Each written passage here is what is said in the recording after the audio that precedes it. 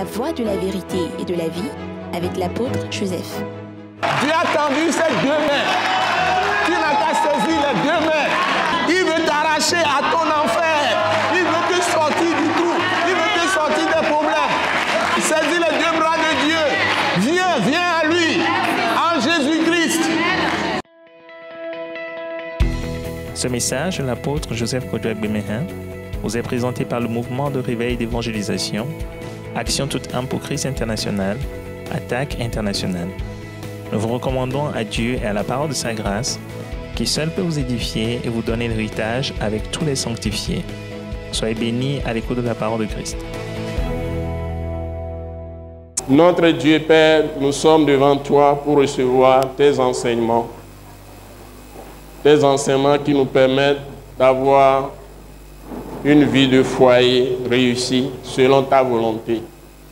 Et nous prions que tu nous donnes les clés de ce passage, c'est-à-dire les enseignements précieux que tu nous donnes.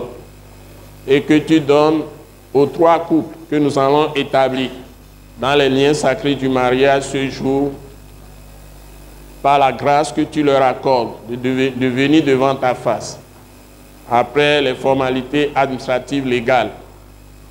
Seigneur, merci de répondre à ce besoin crucial, de les nourrir par ta parole, de les convaincre par le Saint-Esprit, de te laisser leur cœur et que tu graves ces paroles sur la table de leur cœur. Toutes ces paroles par le Saint-Esprit deviennent esprit et vie en eux et qu'ils les mettent en pratique et que tous les foyers, toutes les familles réunies, les témoins à ce mariage, les familles à difficulté aussi soient réconciliées. Même les personnes âgées mariées retrouvent leur réconciliation en cas de brisement de foyer. Ta gloire soit manifestée dans le monde entier à l'écoute de cette parole. Nous te donnons toute la gloire parce que tu exauces toujours la prière de tes saints serviteurs. Que ton nom soit glorifié, béni, au nom puissant de Jésus. Nous avons prié et reçu. Amen. Amen. Je suis vraiment dans la joie de partager des choses précieuses avec vous ce jour.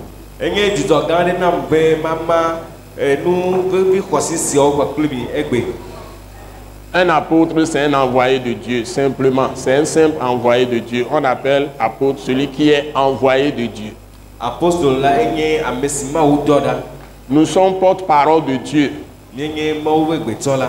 Donc, apôtre Joseph Kodouak-Bemehin n'est pas venu pour vous donner des leçons de vie, mais de vous donner la parole de Christ et de vous donner les clés, les choses cachées, les mystères de Dieu cachés dans sa parole.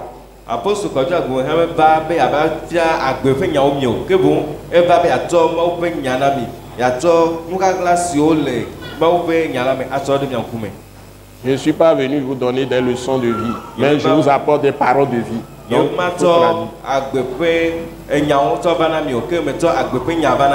c'est le contraire que tu traduis. Je m'avais dit, maman sort, qui me dit, n'ti nyon va non fiomio. Ano si bien me qu'il y a, au français, vous me avez leçon ami. Vous m'avez mis m'y ande que pour n'y pas que n'y ait pas les fiomio. Bon, maman sort, à bébé nyon me sort les nami, à bébé nyon ni, ma ou bé nya que be son âme. Et les gars apôtres, ils me donnent ma ou d'un bébé à son sona. Et à toi, Kounoué. Et si elle est si gaputo, et fiori gaputo. Bah, ma ou n'ente tebe ba senya gomé. Nous que oula les nyamea, que la péro miantia, que la nimia. Et la de gomenami. Et be doda sia kouan. Oui, be nyanouwa mi poteo. Nous que me dit la gouan. Bah, ma ou be nya, et nya bébé nyam soleva. On est venu à nous. Donc nous sommes dans le verset 18, la Bible dit, voici de quelle manière arriva la naissance de Jésus-Christ de Nazareth.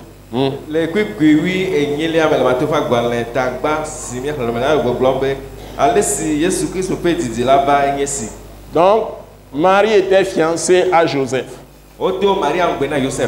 Ils n'ont pas encore vécu ensemble. Ils n'ont pas eu de relation sexuelle. Et c'est là où certains critiquent la foi de Christ. Mais c'est méconnaître la grandeur de Dieu, la toute-puissance de Dieu.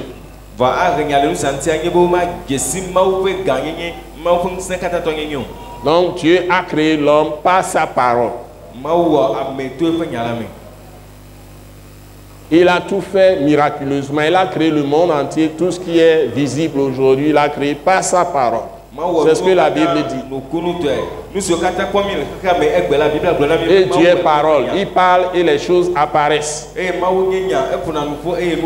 C'est ça la première chose qu'il faut reconnaître. Et on ne peut pas connaître Dieu par son intelligence. C'est pas l'Esprit de Dieu qu'on connaît Dieu. C'est Dieu même qui se révèle. Donc Dieu vient en esprit sur quelqu'un et commence à parler à son cœur, et une personne peut entendre la voix de Dieu dans son cœur.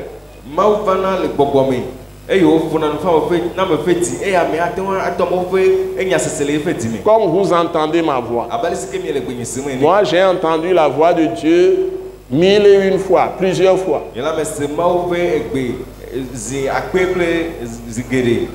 Donc la première fois que j'ai entendu sa voix, je ne le connaissais pas. J'ai entendu une voix dans mon cœur: achète une Bible. Et j'étais dans une situation particulière. Une situation de trahison, de détresse.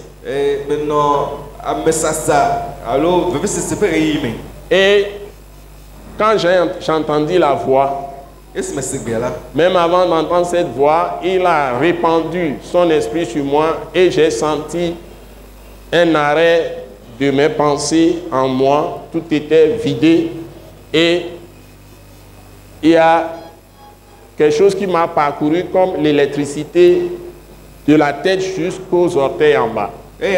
J'étais figé, arrêté.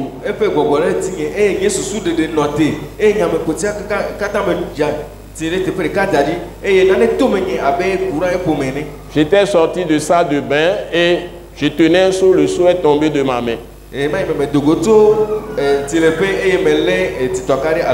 J'étais arrivé sous un grand arbre, ça y est, un manguier, dans une cour d'une maison où j'habitais. Et ce qui tomba sur moi, et j'étais arrêté, figé comme ça, le seau tomba de ma main, était comme de l'eau glacée, très fraîche, qui a parcouru tout mon corps.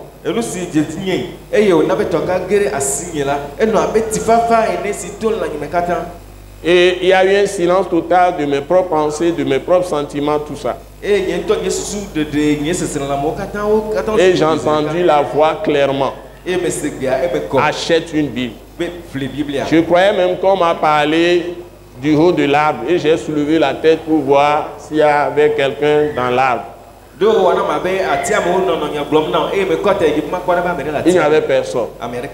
Je n'ai jamais tenu la Bible complète, la vraie Bible, Ancien Testament plus le Nouveau Testament. Je ne l'ai jamais tenu jusqu'à ce moment-là.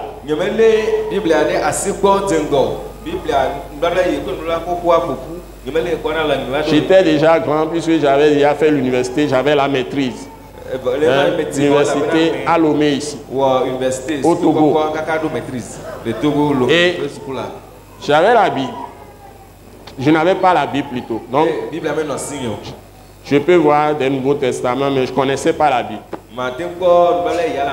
Mes parents ne sont pas des chrétiens. Ce sont des idolâtres. Ils adorent les idoles. Et on m'amenait devant les idoles. Donc, ce n'est pas mon habitude d'aller à l'église. Donc, je n'allais pas à l'église. Donc, à partir de ce moment, j'étais vraiment profondément touché, bouleversé. Finalement, le reste, ce n'est pas nécessaire. J'ai pu acquérir la Bible, j'ai acheté la Bible. Et c'est en lisant ce livre précieux que je crois aujourd'hui que c'est très précieux, 39 livres pour l'Ancien Testament et 27 livres pour le Nouveau Testament. C'est une bibliothèque, la Bible. 66 livres en tout. Je l'ai dévoré. Je l'ai dévoré.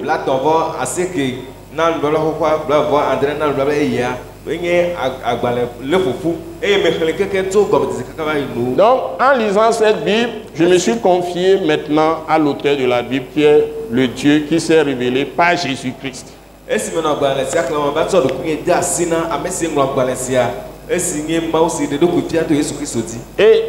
immédiatement, dès ce départ, c'est après que je suis parti maintenant vers les églises pour voir un prêtre d'abord, hein, et puis ensuite un pasteur, tout ça. Par les circonstances, j'ai été finalement baptisé dans une église protestante pour démarrer. Et si on me va y quoi, faire tout ça, me va y quoi, pasteur, et nous, je dois me va y quoi, les et c'est à partir de ce moment, moi, quand il m'a dit achète la Bible, ce que j'ai compris, c'est que je dois vraiment manger ce livre, je dois lire ça, et je lis ça de façon systématique. J'ai commencé par le Nouveau Testament. Quand j'ai fini, j'ai pris l'Ancien, j'ai fini aussi. Et tous les jours, mes études universitaires, après j'ai fait le 3e cycle, étaient devenues secondaires pour moi. Mais j'ai continué aussi les études du 3e cycle jusqu'à faire mes diplômes avant de commencer à travailler. Mais c'est la parole de Dieu, la Bible, qui est devenue mon premier livre. Les 66 livres là, les 66 livres sont ma bibliothèque numéro 1. Est-ce que je la Bible là, mais c'est comme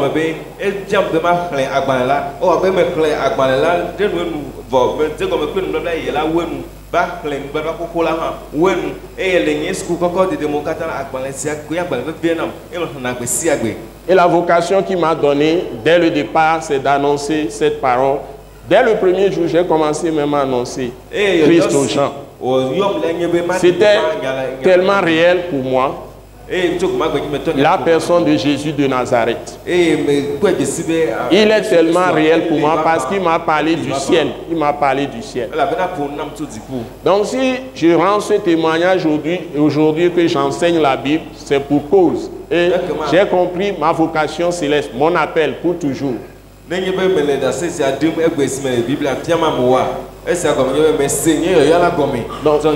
J'ai exercé le ministère pastoral. Attaque internationale était déjà créée et mission internationale d'évangélisation et de réveil. Et j'ai exercé le pastorat pendant 8 ans, tout en étant un professionnel des finances. Attaque internationale à niveau. Mais pas où pasteur. Et ici maintenant dormir. Donc, j'ai exercé le pastorat, je dis, pendant 8 années. Quand j'étais encore un homme qui travaillait, un professionnel des finances. Et je suis allé au sommet même de ma profession jusqu'au niveau du directeur général. Mais ça ne m'empêche pas de faire le pastorat. Donc, j'avais l'église que j'animais, qui est cette église, Christ crucifié en action. Donc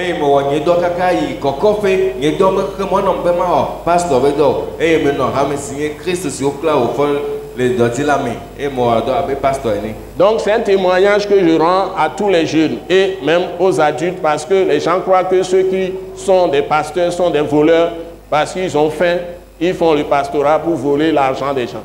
C'est faux. Il y a beaucoup d'autres que je connais, ils sont des médecins, ils sont pasteurs. Même dans ce pays, le Togo. Même dans ce pays, le Togo. Ils sont médecins, ils sont des grands cadres supérieurs, ils sont aussi des pasteurs. Au contraire, ils sont là pour dépenser beaucoup plus que de gagner quoi que ce soit.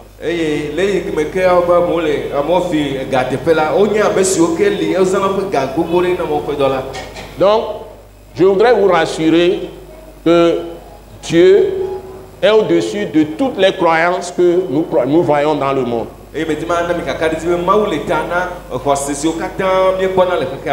Donc, ici, c'est le point de départ de cette révélation de Dieu que nous venons de lire.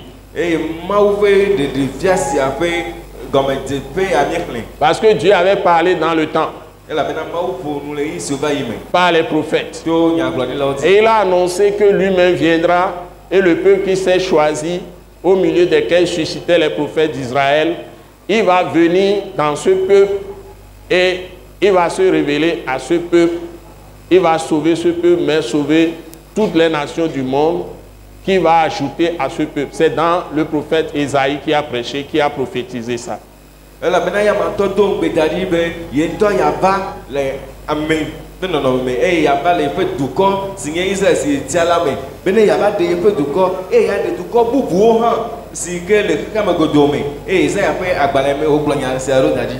hommes ont cherché de comprendre pourquoi Dieu a-t-il créé l'homme, pourquoi j'ai été créé, pourquoi l'homme est là sur la terre.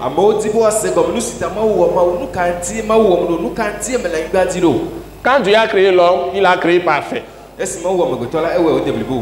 C'est un homme masculin qu'il a créé avec l'argile et il souffla son souffle de vie dans l'homme et l'homme devint, la Bible dit, une âme vivante.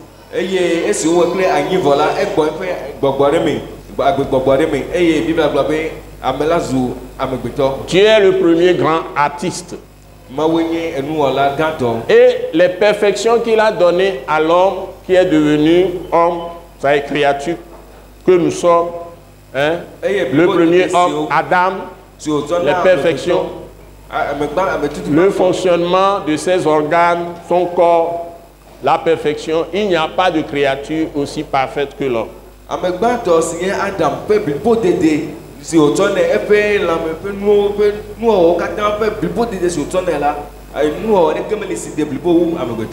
Il avait créé déjà toutes les autres choses. Il a créé la terre, il a créé tout ce qui existe. Il a commencé par les créatures célestes. Hein? Tout ce qu'il a créé. Il a créé les animaux, les reptiles, les poissons, les oiseaux. Hein? Il a créé tout ce qu'il a créé. Et l'homme est le dernier qu'il a créé. Il a eu dit créer à l'homme le 7e jour.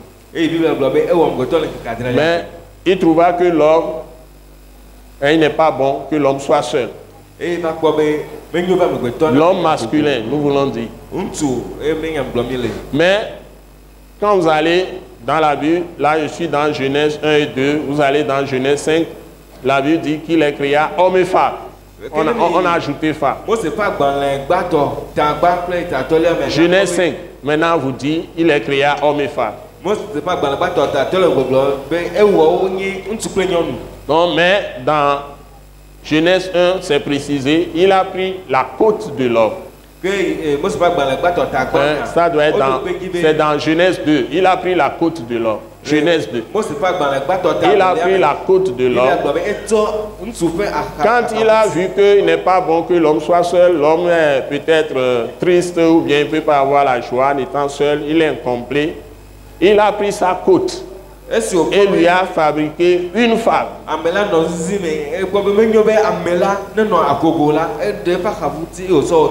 Donc, Dieu donne la raison pour laquelle il a créé la femme. Il dit, il n'est pas bon que l'homme soit seul.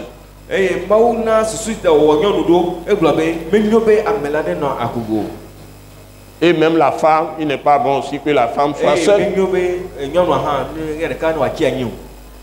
Parce qu'il est créé homme. Il est créé homme et femme. Donc, si nous prenons cette histoire, Dieu explique en disant, c'est pourquoi l'homme quittera son père et sa mère, s'attachera à sa femme, et les deux deviendront une seule chair, ou un seul être.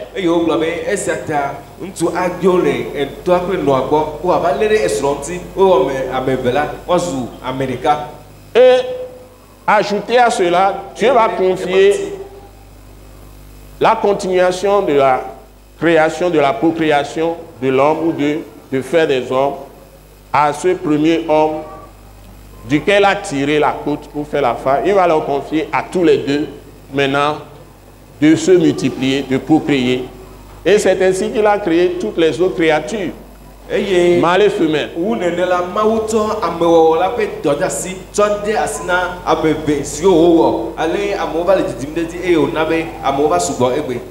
Donc, à la fois, Dieu créa l'homme à son image, la Bible dit, à sa ressemblance. Et la femme également, avec la côte de l'homme, à son image et à sa ressemblance. Et les deux sont complémentaires, sont inséparables. Et c'est la raison d'être de mariage dont on parle. Et c'est lui-même qui a amené la femme à l'homme à célébrer le premier mariage. Après avoir façonné la femme avec la côte de l'homme.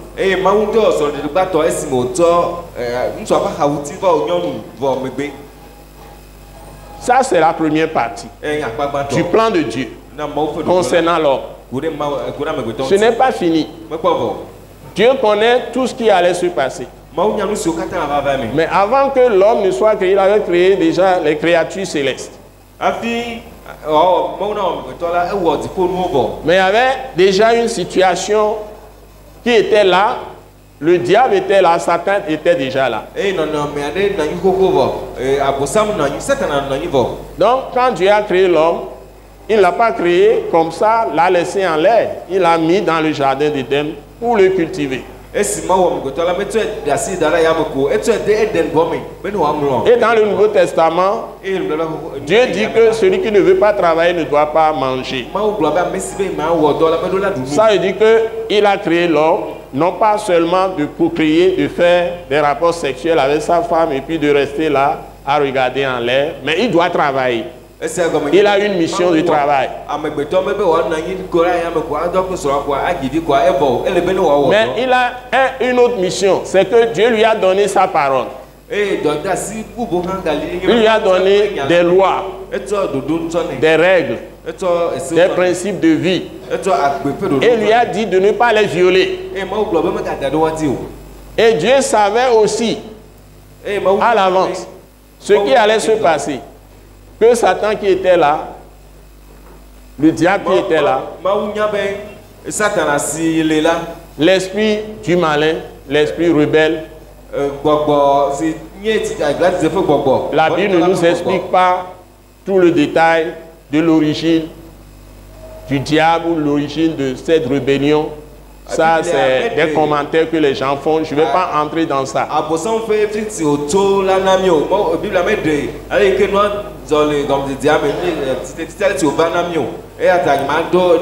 Parce que la Bible dit aussi que les choses révélées, tout ce qui est écrit dans la Bible clairement, c'est pour nous. Mais ce que Dieu ne révèle pas, il nous interdit d'en parler. Je ne vais pas entrer dans ça.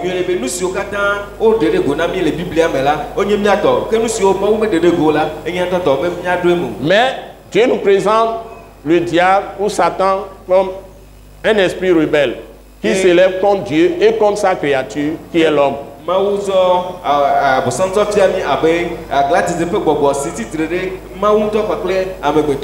Donc, après la création de la femme, l'homme qui avait, c'est l'homme seul, c'est l'homme masculin que Dieu avait instruit, lui avait donné ses paroles avant même de créer la femme. C'est à l'homme d'instruire sa femme. Mais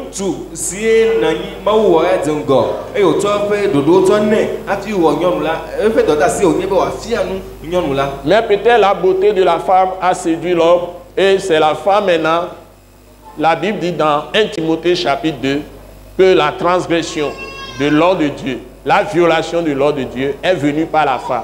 Et la femme a poussé l'homme à tomber dans le péché.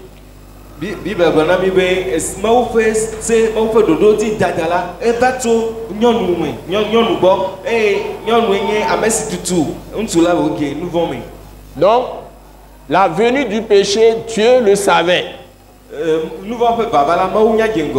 Et avait déjà aussi donné la solution dans Genèse chapitre 3, tout au début de la création.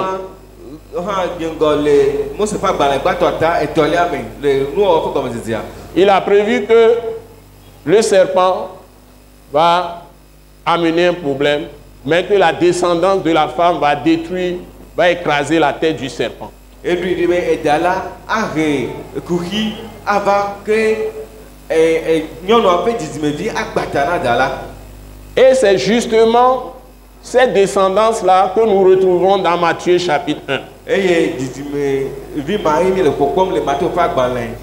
Le texte que nous avons lu. Donc, dès qu'ils étaient fiancés, Joseph et Marie, Marie n'avait pas connu, ou bien Joseph n'avait pas connu la nudité de Marie. Il n'y a pas eu de relation sexuelle. Marie n'était pas encore partie chez Joseph pour habiter avec elle, avec lui plutôt. Et maintenant, Dieu lui-même vient par son Esprit Saint, à travers l'ange Gabriel. Nous le trouvons tout le détail dans Luc chapitre 1. Donc plus Matthieu chapitre 1, plus Matthieu chapitre 1, nous pouvons vous donner tout le détail. Donc l'ange est venu lui annoncer, c'est le Saint-Esprit qui manifeste l'ange, c'est le Saint-Esprit, Dieu qui envoie l'ange. Donc l'ange est venu annoncer la venue de cet enfant, de ce garçon, qui sera le sauveur de son peuple, c'est-à-dire Dieu qui va prendre le corps physique et racheter l'homme de son péché par sa mort sur une croix.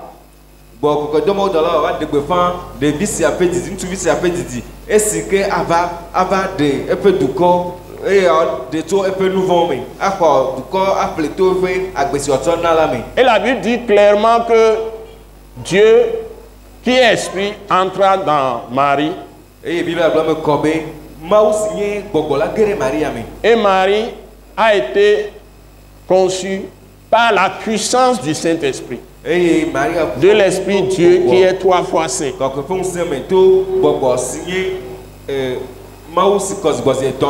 Donc ce n'est pas du sperme de Joseph qui aurait couché avec Marie pour lui passer les spermatozoïdes qui vont contenir la nature de pécheur de Joseph. Non, non, non, non. C'est Dieu lui-même qui est sans péché, qui s'est fait chair dans les entrailles de Marie.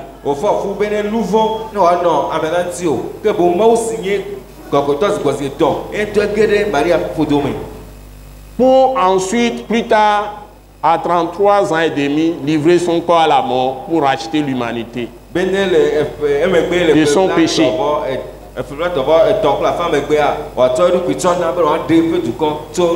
Donc quand nous parlons de Jésus-Christ de Nazareth, sa descendance est Dieu le Père. Comment on peut dire, son ascendant, celui qui l'a fait venir, c'est Dieu le Père. Et ceux qui sont sauvés, c'est ceux qui sont dits nés de nouveau, c'est-à-dire que Dieu les engendre par l'Esprit de Christ, par sa parole. Dieu les fait naître, les recrée, les refait.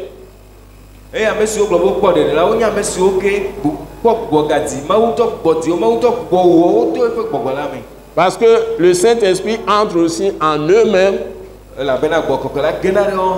et recrée ces gens en recréant leur esprit et le Saint-Esprit deviennent un. Et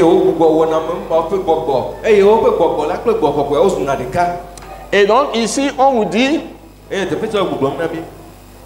quand Marie est devenue enceinte, Joseph a décidé de rompre avec Marie.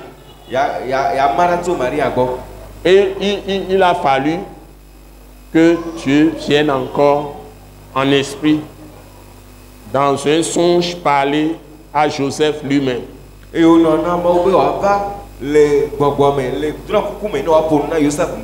vous trouvez ça dans le verset 20. Et si vous allez, Maman Grace, rappelle-moi le verset 20 rapidement, s'il te plaît. Comme il y pensait, comme Joseph pensait à la situation. voici un ange du Seigneur lui apparut en songe. Voici un ange du Seigneur lui apparut en songe à Joseph Et dit, Joseph, fils de David, fils de David, ne crains pas de prendre avec toi Marie, ta femme. Ne crains pas de prendre Marie, ta femme. C'est ici que je voudrais expliquer aux jeunes gens. Tous les jeunes, vous n'avez pas besoin de dire, vous allez connaître les filles, faire des expériences avec les filles, épouser les filles, faire des enfants avant de vous marier devant Dieu.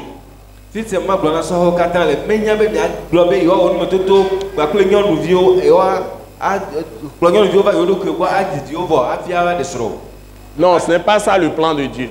Les filles aussi n'ont pas besoin de se prostituer. C'est devenu aujourd'hui comme une habitude ou de la mode pour les jeunes gens. De faire la fornication, l'impudicité. Les parents voient les enfants venir, sortir, les garçons qui rentrent dans les maisons, viennent chez vos filles, même des gens d'église. Il y en a plein partout dans les églises. Et on ne sait pas ce qui se passe. On croit que c'est normal. Marie était vierge. Et c'est ce que Ésaïe avait prévu dans Ésaïe 7, verset 14. La vierge deviendra enceinte, enfantera un enfant. Et dans Ésaïe 9, verset 5 par là, elle donnera un fils. Et ce fils sera appelé Dieu puissant. Avec tous les autres attributs qu'on lui a donnés. On l'a même appelé Père éternel, conseiller, le merveilleux. Le merveilleux. Des choses vraiment étonnantes, c'est prévu dans la Bible. C'est annoncé au moins 800 ans à l'avance. Dieu qui sera fait homme pour livrer son corps humain à la mort pour les pécheurs que nous sommes. Pour que nous ayons le pardon de Dieu en croyant en Jésus-Christ, celui qui a été mis à mort pour nos offenses, pour nos péchés. C'est ça le message. Et la Bible dit qu'il est le chemin, il est la vérité et la vie. C'est lui-même qui l'a dit, Jésus de Nazareth. Jean 14, verset 6. Et que nul homme ne vient au Père, à Dieu vrai, que par la foi en lui. Et dans Actes chapitre 4, verset 12, la Bible précise encore qu'il n'y a aucun autre nom qui a été donné sous les cieux par lesquels nous puissions être sauvés. Donc, les Blancs ont leur tradition. Les Noirs ont leur tradition. Même la philosophie des Blancs, c'est aussi une tradition pour eux. Ils croient à leur intelligence.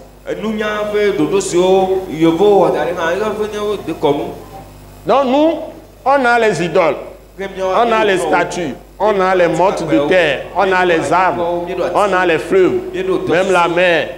On va sacrifier des bœufs à ça. Même les gens disent, ils ont créé l'église en Afrique, ils sacrifient encore des bœufs à la mer. Ils utilisent les parfums, ils utilisent les encens. Alors que Ésaïe a dit, c'est plus question d'encens, tout ça. Quand le moment viendra, c'est Dieu sera dans ton cœur. Il est esprit. Alléluia. Il sera dans ton cœur. Donc, s'il est dans ton cœur, tu seras transformé. Et quand tu te maries, tu vas trouver vraiment la vraie paix et la joie. Si tu continues tu persévères dans ces paroles.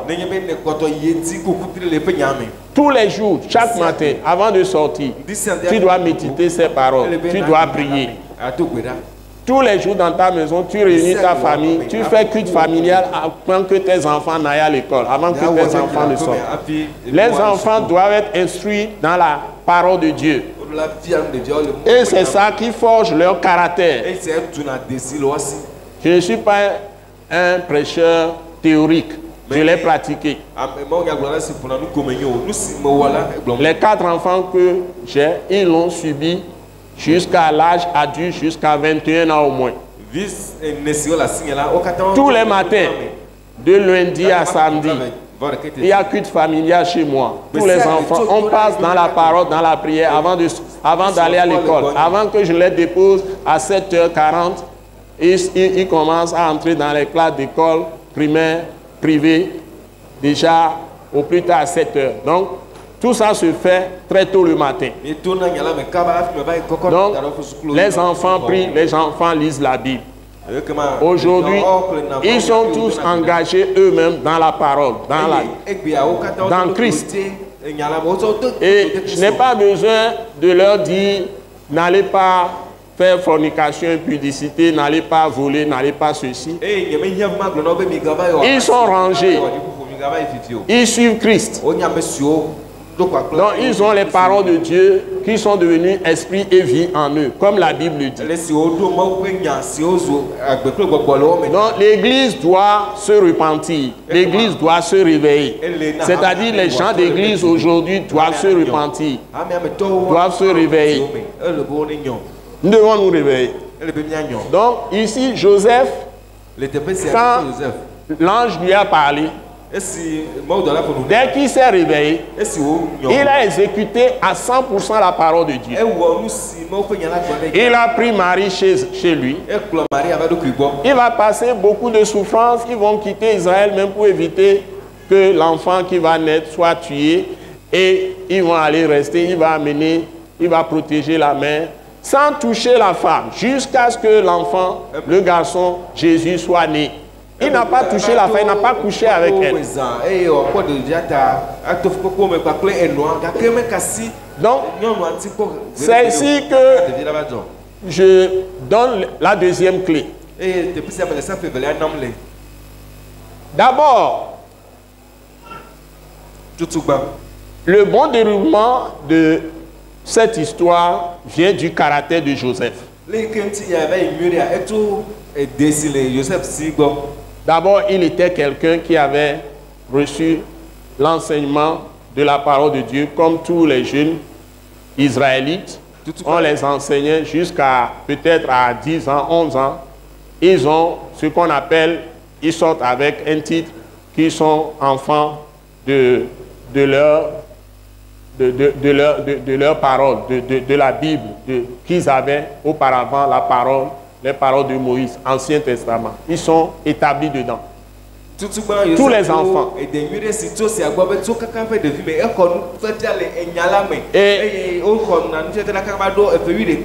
c'est un garçon qui a ouvert son cœur à Dieu. Et tous les parents chrétiens doivent faire de même aujourd'hui. L'enfant qui dépasse 10 ans, qui ne connaît pas Christ, c'est dangereux. Déjà, jusqu'à 6 ans, 7 ans, l'enfant doit connaître parfaitement Christ. Connaître les paroles, être établi dans la parole. Et grandir dans la foi. Et grandir dans la foi. Jusqu'à la fin de sa vie. Et la Bible dit que c'était un homme de bien. Il ne voulait même pas faire connaître cette histoire que Marie est enceinte aux gens. Mais il a dit va rompre. Et Dieu est intervenu. Et il a obéi. Parce que c'est un homme de bien. Donc, ceux qui se marient, que ce soit l'homme ou la femme, l'homme doit être un homme de bien. C'est-à-dire quelqu'un qui craint Dieu et qui a la parole de Dieu dans son cœur. La femme aussi doit être une femme de bien, une femme qui craint Dieu, qui a la parole de Dieu dans son cœur. Et c'est ce que je souhaite pour les 3 foyers. Ils doivent se consacrer à Dieu. Ceci est dans Romains chapitre 12, versets 1 et 2. Que le culte véritable que Dieu demande à tous ceux qui croient au vrai Dieu par Jésus-Christ.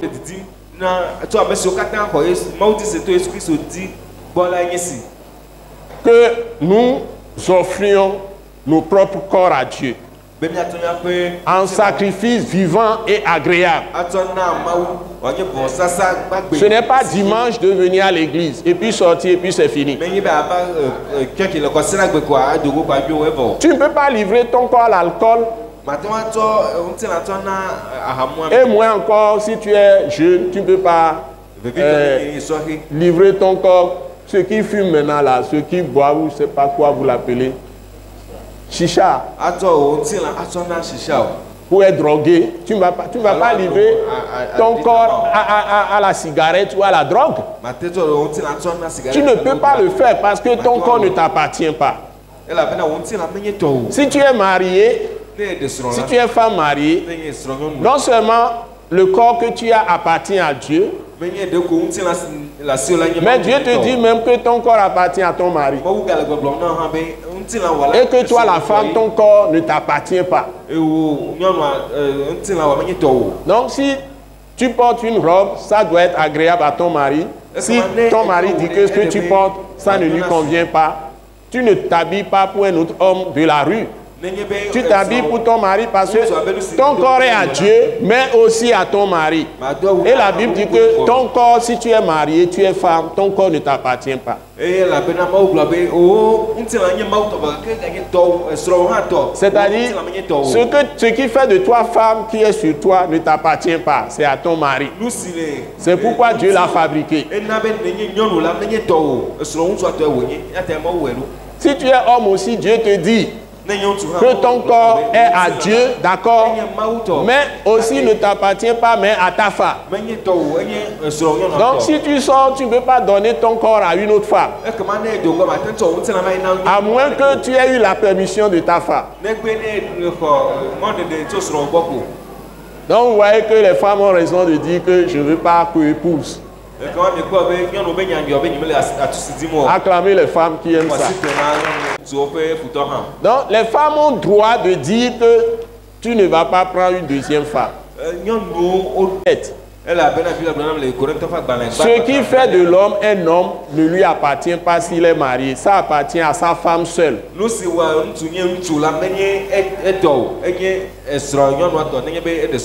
que nous voyons chez Joseph, c'est que si vraiment nous sommes de vrais mariés, voilà un homme qui n'a pas touché à la femme, qui ne va même pas toucher à la femme, jusqu'à ce que l'enfant naisse.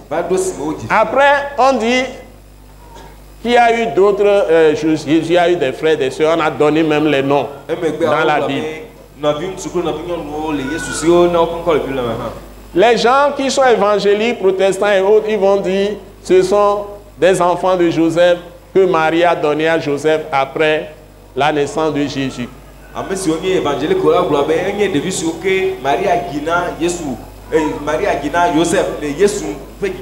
Mais les catholiques vont dire non, non, non, non, non, non. Marie n'a plus jamais eu d'enfants.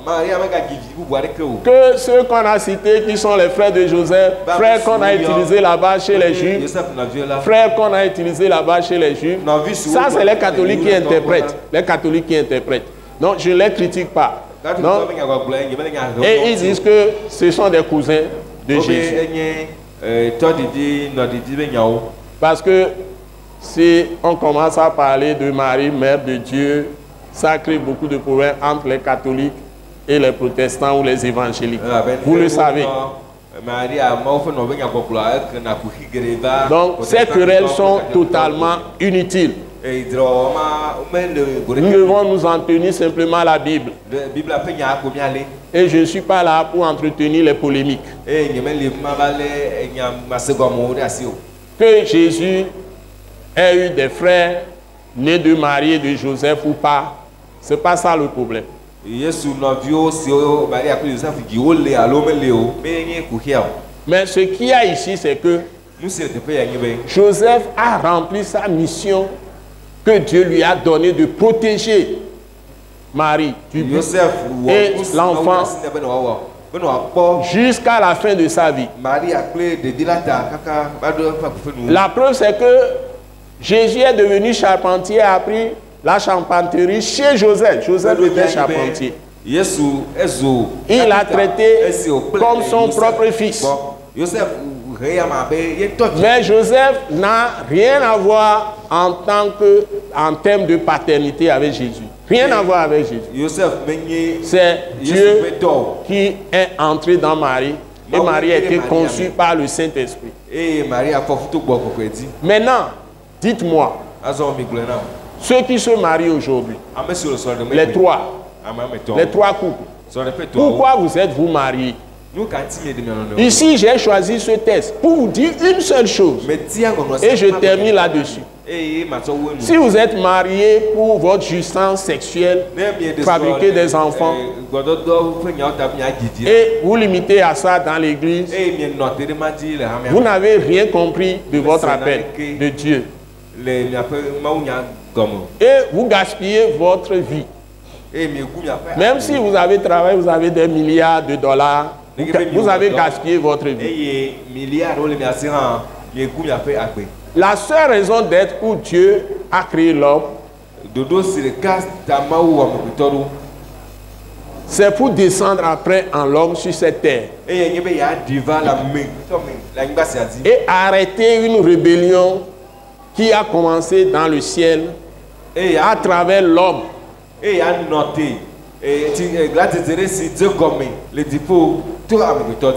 Tant que les hommes n'auront pas compris, ils n'auront pas de paix, ils n'auront pas de répit. Par exemple, si vous prenez n'importe quel pays, prenons notre pays, le Togo. Les gens parlent de toutes sortes de choses. Aujourd'hui, quand vous entendez les paroles dans les médias, que ce soit presse, radio, télévision, tout ce que vous entendez, si vous voulez tenir compte de tout ça, vous n'aurez pas du tout la paix. Vous serez continuellement troublé, inquiet. Vous allez avoir peur et vous n'aurez envie de rien faire. Sauf si vous êtes dans les paroles de Christ. Et que vous croyez que malgré les situations les plus difficiles dans ce monde, les ténèbres de ce monde, Christ est là. Christ est là. Et moi je dis que Christ est vivant. Si Jésus vit en vous, vous allez marcher sur les serpents, sur les scorpions, sur toute la puissance de l'ennemi. Et rien ne peut vous nuire. C'est ça le secret. C'est Christ qui nous permet d'avoir encore le sourire et le rire.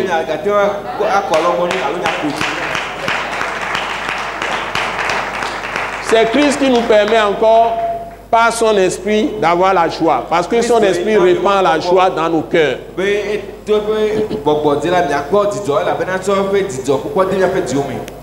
Et même parfois, on peut même être d'église et être possédé par le diable.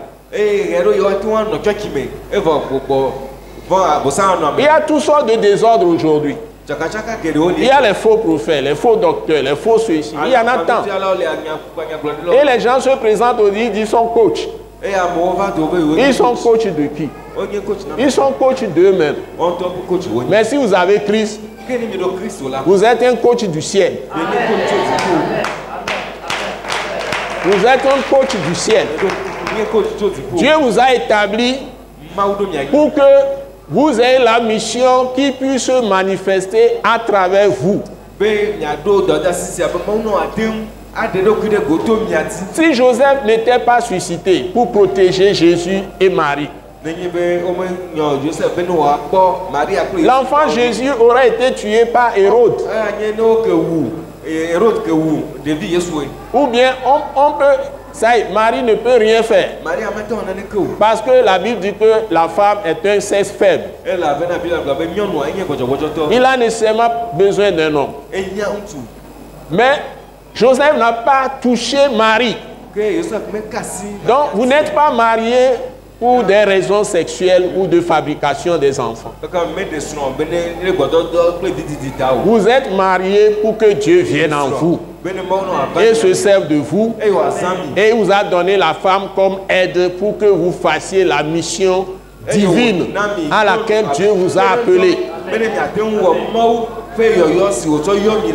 Même le travail que vous faites, l'argent que vous gagnez, Dieu veut vous utiliser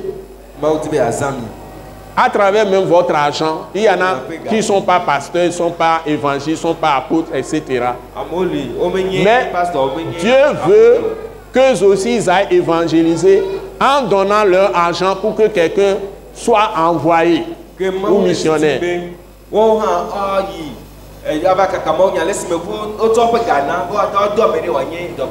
Que Dieu nous aide. Donc si vous ne faites pas un travail déterminé qui vous épuise dans l'église, vous perdez votre temps. Si vous ne faites pas un travail dans l'église pour Dieu qui vous épuise, que nana nous tina kona mioa, nemi on adore les hame, Christo be hame ne maou, que nana nous tina kona mioa. Mile no agbegbalwe, ya ba gbo, ameba gbe a, ndo gon sisire pepo. Milo la no adore ke mila no la no ti kona mi to ya ni maou. Mwe ne mi do me kwa, mi ave odo, mi aduga. Mi ku mi aso mi adu la home ko do glaja, mi ano télévision po la home, ano fauteuil me. Yenyi maou ba me nyinyo. Mirola no dore ne maou. Joseph am na yin lebe fauteuil mo. Wa enu kenyi yebe droit, ya gbon be droit, ebe jena be ba don mari gbo, ba jifiowa. Mudo ekpon tochon. Edo ekpo. Edo ekpo ma. Ba o do ni ma ka so inu. Amen. Egon ebe o le defio ebe de, ni mi de suare. Munyi kucha kucha enyi do. Ati kojo nyon na yi kucha kucha jivi gbangban mu enyi do. Orola so apo agbe aku mi anun so aku nyonu ade. Mi odore ne mawu. Ne mi abe nko ba chan yi. Eyan ki so wa ne de kaje yo ku tugbeje yo gbe. Kura me ko pata le doto.